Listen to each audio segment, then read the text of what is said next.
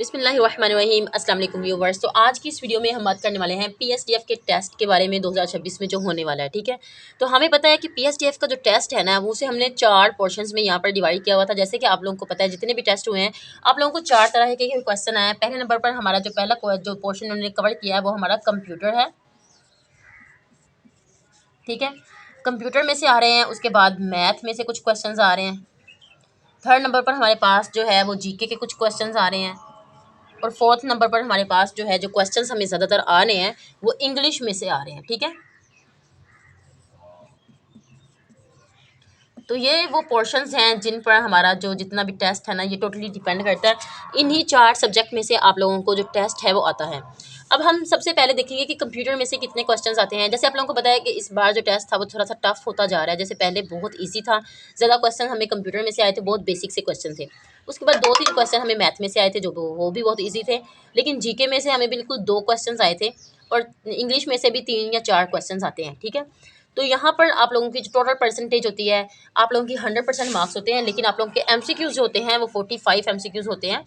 ठीक है, 45 एमसीक्यूज होते हैं। आप लोगों को 60 मिनट्स मिलते हैं या फिर आप लोगों को 50 मिनट मिलते हैं। तो आप लोगों को इतने टाइम में आप लोगों ने वो टेस्ट जो है वो सॉल्व करना होता है। ठीक है, आप लोगों को कंप्यूटर पर टेस्ट होने वाला है। आप लोगों का टाइमर साथ चल रहा होगा। आप लोगों ने 50 मिनट के अंदर ये 40 के 45 क्वेश्चन आप लोगों ने करने होंगे। ठीक है, पासिंग मार्क्स की बात की जाए तो पास करने के लिए आप लोगों को चाहिए 30+। तो 30+ अगर आप लोगों ने मार्क्स ले लिए तो आपका टेस्ट जो है वो पास हो जाता है। आपको टेंशन लेने की ज़रूरत नहीं होती। लेकिन आप लोगों ने यही करना है कि आप 31, 35 से ऊपर तक मार्क्स ले जाएं ताकि आप लोग जो है वो एक सिक्योर मेरिट में आ जाएं। ठीक है, तो ये टेस्ट की प्रिपरेशन हम करेंगे कैसे कि सबसे पहले हम लोग कंप्यूटर को देखेंगे, फिर उसके बाद मैथ को, जीके को, इंग्लिश को। क्योंकि अभी आप लोगों ने अभी अप्लाई किया है तो आप लोगों को बहुत अच्छा टाइम मिलने वाला है। आप लोगों को 2 माह तक का टाइम तो मिलेगा, लेकिन हम हिसाब रखेंगे 1.5 मंथ का, ताकि इस टाइम में आप लोगों की प्रिपरेशन हो जाए। वैसे मैं आप लोगों को एक लेक्चर या 2-3 लेक्चर कंप्यूटर के दूंगी। उसके बाद आप लोगों को मैथ को भी आप लोगों के 2-3 लेक्चर हो जाएंगे। और जीके के आप लोगों ने खुद प्रिपरेशन करनी है। जीके की आप लोगों ने रोजाना करंट अफेयर्स वगैरह और उसके अलावा मैप्स को देखना है, वो भी मैं आप लोगों को एक्सप्लेन कर दूंगी कि आप लोगों ने कैसे कैसे इसकी प्रिपरेशन करनी है। और इंग्लिश के आप लोगों ने सिनोनिम्स को देखना है, एंटोनिम्स को देखना है, एक्टिव वॉइस और पैसिव वॉइस आप लोगों को करवा दूंगी। तो इस तरह फिर टेंसेस को थोड़ा सा देखकर कैसे आप सेंटेंस को कंप्लीट करते हैं, तो सेंटेंस को करेक्ट करने का जो आप लोगों ने यहाँ पर मेथड देखना है। तो इस तरह से आप लोगों का ये जो पोर्शन है ये डिवाइड हुआ है। ये टोटल आप लोगों की टेस्ट का जो सिलेबस है वो होने वाला है पीएसटीएफ के टेस्ट का।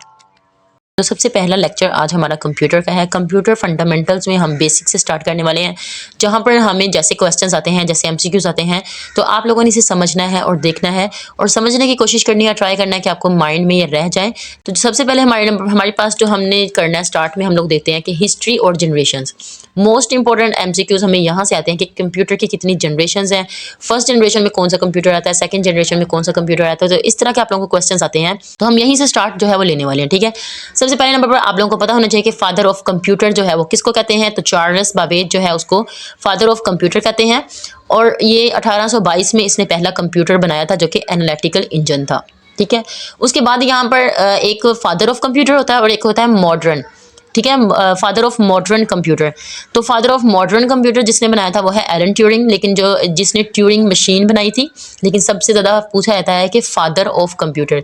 तो आप लोगों ने ये माइंड में रखना है कि फादर ऑफ कंप्यूटर और फादर ऑफ मॉडर्न कंप्यूटर में फ़र्क होता है। तो फादर ऑफ जो कंप्यूटर जो है वो चार्ल्स बाबेज है और एलन ट्यूरिंग जो है वो फादर ऑफ मॉडर्न कंप्यूटर है। अब यहाँ पर हम लोग देखने वाले हैं कि हमारे पास जो कंप्यूटर की कितनी जनरेशन होती हैं। तो हमारे पास कंप्यूटर की 5 जनरेशन होती हैं, जिसमें पहली जनरेशन में हमारे पास जो है वैक्यूम ट्यूब्स आती हैं, दूसरी जनरेशन में हमारे पास ट्रांसिस्टर्स आते हैं, थर्ड जनरेशन में हमारे पास जो है इंटीग्रेटेड सर्किट्स आते हैं, फोर्थ जनरेशन में हमारे पास माइक्रो प्रोसेसर्स आते हैं और 5 जनरेशन में हमारे पास आर्टिफिशियल इंटेलिजेंस जो कि अब चल रहा है। ठीक है, तो ये 5 जनरेशन जो हैं जो कंप्यूटर की ये चल रही हैं, चल चुकी हैं, यही जनरेशन हैं। आप लोगों ने इसको याद कैसे करना, आप लोगों से पूछेंगे कि पहली जनरेशन में कौन सा कंप्यूटर, किससे कंप्यूटर बनते थे, वैक्यूम ट्यूब्स आते हैं। और थर्ड जनरेशन में कौन से कंप्यूटर हैं, तो इंटीग्रेटेड सर्किट्स, आईसी दे सकते हैं। आर्टिफिशियल इंटेलिजेंस जो है वो 5 जनरेशन में आता है। तो इसे आप लोगों ने फर्स्ट फॉर्म से जो मैंने आप लोगों को लिखा हुआ है इस तरफ, VTI, V means vacuum, T means transistor, I means integrated circuits, M means micro processor, A means artificial intelligence. तो वीटीमा, वीटीआई, वीटीएम में वीटीमा, आप लोगों ने एक वर्ड ऐसे याद रखना है वीटीमा। इस तरह आप लोगों को इस ऑब्जर्वेशन के साथ आप लोगों को ये कंप्यूटर्स जो हैं बाय जनरेशन जो है वो याद रहेंगे, ठीक है। तो यहाँ पर फ्लॉप्स के बारे में यहाँ पर बात हो रही है कि फ्लोटिंग पॉइंट ऑपरेशन पर सेकंड। तो फ्लॉप्स का एब्रीविएशन किसका है? तो ये फ्लोटिंग पॉइंट ऑपरेशन पर सेकंड। इस तरह के आप लोगों को शॉर्टकट्स भी आते हैं कि आप लोगों को वो फुल फॉर्म दे देते हैं या फिर आप लोगों को शॉर्ट फॉर्म दे देते हैं, कहते हैं आप इसका फुल एब्रीविएशन लिखें। तो ये आप लोगों को इस तरह भी आप लोगों ने प्रिपरेशन इसकी करनी है। उसके बाद आप लोग देख सकते हैं कि हाउ इट थिंक्स, ठीक है। आप लोगों को पता है कि कंप्यूटर का जो बेसिक स्ट्रक्चर है, जो आर्किटेक्चर है, वो कैसे डिज़ाइन हुआ है। तो आप लोगों के सामने है कि पहले इनपुट हम देते हैं कंप्यूटर को, वो उसके सीपीयू में जाता है जहाँ पे उसकी मेमोरी होती है, और उसके बाद वो आउटपुट हमें दे देता है। ये इसका एक बेसिक सा सिंपल सा आर्किटेक्चर है। ये आर्किटेक्चर किसने प्रोग्राम किया था, ये कॉन्सेप्ट किसने दिया था? तो हमारे पास वॉन न्यूमैन का नाम है कि आप लोगों को इसने ये कॉन्सेप्ट दिया था। उसके बाद यहाँ पर वो बता रहे हैं कि सीपीयू में हमारे पास मेमोरीज होती हैं। मेमोरीज की भी आप लोगों को पता है कि 2 टाइप्स होती हैं आगे। तो इस तरह आप लोगों ने इसको जो है याद रखना है। सीपीयू को ब्रेन ऑफ कंप्यूटर भी कहते हैं, ठीक है। और आप लोगों ने, और आपको पता है कि कंप्यूटर जो है ये एक वर्ड है, कंप्यूटर। अगर ये कंप्यूटर वर्ड है तो ये कौन सी जुबान का वर्ड है? लातिन जुबान का वर्ड है। लातिन जुबान में इसका मीनिंग है to compute, to calculate, to count. तो ये आपको पता होना चाहिए कि ये जो है ये इसके मीनिंग है और ये कौन सी जुबान का वर्ड है। अब यहाँ पर आपको EDSAC यहाँ पर आप लोगों को नजर आ रहा है, first to use stored programs. अब ये EDCAS जो है ये एक प्रोग्राम का नेम है, ये एक CPU बताया जा रहा है, एक कंप्यूटर बताया जा रहा है जो सबसे पहले स्टोर्ड प्रोग्राम को यूज करने के लिए इस्तेमाल हुआ था। अब ये किसका एब्रीवेशन है ये भी हम लोग देख लेते हैं। तो इसके एब्रीवेशन में हम पढ़ते हैं electronic delay storage automatic computer. तो इसके हम क्या पढ़ेंगे? Electronic delay storage automatic computer. तो ये एक पहला ऐसा प्रोग्राम था जो प्रोग्राम को स्टोर करने के लिए जो कंप्यूटर यूज़ हुआ था, ये वो वाला एक कंप्यूटर यहाँ पर बताया जा रहा है। इसकी एब्रीवेशन आ सकती है आपको, बस आपको पता होना चाहिए कि इसका जो एब्रीवेशन है वो क्या बन रहा है। उसके बाद आप लोगों के सामने है इनपुट डिवाइसेस हैं, और दो तरह की डिवाइसेस होती हैं, एक इनपुट डिवाइसेस होती हैं और एक आउटपुट डिवाइसेस होती हैं। तो हम लोगों ने अब यहाँ पर देखना है इनपुट डिवाइसेस कौन कौन सी हैं। यहाँ पर आप लोगों के सामने F1 से लेकर F12 तक आप लोगों को एक कीबोर्ड नजर आ रहा है। यहाँ पर ये जो है ये आप लोगों की फंक्शनल कीज़ हैं, ठीक है। इन फंक्शनल कीज़ का मतलब क्या है कि आप लोगों की F1 से लेकर F12 तक जो फंक्शनल कीज़ होती हैं, इनका कोई ना कोई फंक्शन होता है। ये जो है वो एक पूरी की जो है वो एक अच्छा सा फंक्शन परफॉर्म करने के लिए यूज़ होती है। जैसे कि F1 जो है वो हेल्प के लिए यूज़ होता है। तो इस तरह आप लोगों ने इनके जो सब के सब फंक्शंस हैं ना, वो भी आप लोगों ने करने हैं, ठीक है। ये आप लोगों का काम है कि आप लोगों ने इसके सबके F1 से लेकर F12 तक इसके फंक्शन करने हैं। लेकिन अगर नहीं किए तो कल के लेक्चर में मैं आपको ये करवा दूंगी, ठीक है। उसके बाद आप लोग देख सकते हैं कि हमारे पास टॉगल कीज़ होती हैं। अब अगर इस हमारे पूरे कीबोर्ड को हमने डिवाइड किया तो इसके बाद हमारे पास टोटल कितनी कीज़ होती हैं? तो आप लोगों के सामने 104 कीज़ होती हैं, ठीक है। 104 मतलब 104 टोटल कीज़ होती हैं, जिनमें से 12 जो होती हैं वो फंक्शनल कीज़ होती हैं। टॉगल कीज़ में हमारे पास सिर्फ 2 तरह की कीज़ आती हैं, जो कि कैब और नम की होती है, ठीक है। ये जो आप लोग देख सकते हैं कैप लॉक आप लोगों को नजर आ रहा होगा। और उसके बाद हमारे पास जो मॉडिफायर कीज़ होती हैं, जिसमें आल्ट, कंट्रोल, शिफ्ट, तो ये वाली हमारे पास होती हैं, ये मॉडिफायर कीज़ होती हैं। हमारे पास आप लोगों को पता चल गया होगा कि 3 तरह की कीज़ होती हैं, ठीक है। फंक्शनल कीज़ होती हैं, टॉगल कीज़ होती हैं और मॉडिफायर कीज़ होती हैं। अगर पूरी कीज़ का देखा जाए तो पूरे हमारे कीबोर्ड पर 104 कीज़ होती हैं। अब यहाँ पर हमारे पास जो इनपुट डिवाइसेस में पहला हमारे पास आ गया कीबोर्ड। उसके बाद हमारे पास माउस है, जो कि पॉइंटिंग डिवाइस भी इसको कहते हैं और इसको कर्सर भी कहते हैं, ठीक है। जो कंप्यूटर के अंदर यूज़ कर रहे होते हैं, जो तीर सा आपको नजर आता है उसे हम कर्सर कहते हैं। जैसे कि ये आपको हैंड नजर आ रहा है, ये एक कर्सर है, ओके। इसको पॉइंटिंग डिवाइस भी कहते हैं। इसको किसने इन्वेंट किया, किसने इसको बनाया? तो डॉगलस एल्बर्ट का नाम आप लोग याद रखेंगे। तो इन्होंने माउस को इन्वेंट किया था। अब हमारे पास दूसरे नंबर पर है स्कैनिंग टूल्स हैं। स्कैनिंग टूल्स में हमारे पास BCR मींस के बार कोड रीडर होता है। तो इसको हम प्राइस टैग्स को रीड करने के लिए यूज करते हैं, इसका फंक्शन होता है। MICR एक हमारे पास एक इनपुट डिवाइस है। तो ये हमारे चेक्स को रीड करने के लिए, हम चेक्स के ऊपर जो मैग्नेटिक इंक के साथ चीजें लिखी होती हैं उनको चेक करने के लिए हम ये वाला टूल है ये यूज करते हैं। उसके बाद हमारे पास OMR होता है, जो कि ऑप्टिकल मार्क्स रीडर। तो ये हमारे पास एग्जाम शीट्स में यूज होता है। तो आउटपुट डिवाइसेस कौन कौन सी हैं? चीजें सॉफ्ट फॉर्म में, वीडियो, ऑडियो या फिर टेम्पररी चीज़ें जो हम कंप्यूटर में सेव करते हैं या कंप्यूटर हमें देता है, वो सारी सॉफ्ट कॉपीज़ और ये सब कुछ जो है वो आउटपुट में आ जाता है, ठीक है। वो हार्ड फॉर्म में भी हमें दे सकता है आउटपुट, लेकिन पहले वो सॉफ्ट फॉर्म में होता है, ठीक है।